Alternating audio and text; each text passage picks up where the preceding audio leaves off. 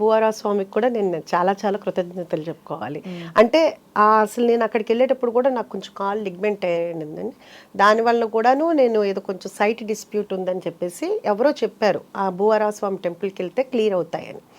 దానికోసం వెళ్ళాను. వెళ్ళి దండం పెట్టుకున్నప్పుడు అక్కడ పంతులు గారు చెప్పారు, ఏదన్నా అనుకుని 7 వారాలు వస్తే కనుక మనం ఏ వారం అయినానండి, అంటే సోమవారం వెళ్తే సోమవారం, మంగళవారం వెళ్తే అలాగా 11 ప్రదక్షిణాలు చేస్తే అనుకున్నది అవుతుంది అని చెప్పారు.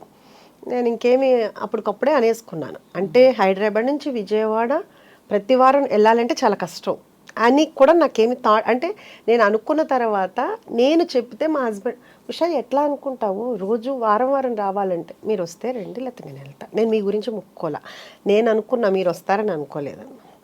అప్పుడు నేను వెళ్ళినప్పుడు అసలు నడవలేని పరిస్థితి అండి నిజంగా. తర్వాత అక్కడ పంతులు గారులు కూడా చూసి వాళ్ళది ఏదో ట్రీట్మెంట్ ఉంది అక్కడ అని చెప్పేసి అక్కడ తీసుకోండి అని కూడా అన్నారు. అట్లా ఒక 3 వీక్స్ అట్లా కుంటుతూనే వెళ్ళాను. కారులో కూడా పడుకునే వెళ్ళాను. ఆ తర్వాత ఎప్పుడు ఎలా అయిపోయిందో తెలియదండి, మామూలుగా నడిచాను. అసలు నాకు తెలీదు అది క్యూర్ అయిపోయింది అనే విషయం కూడా నేను మర్చిపోయాను అనమాట.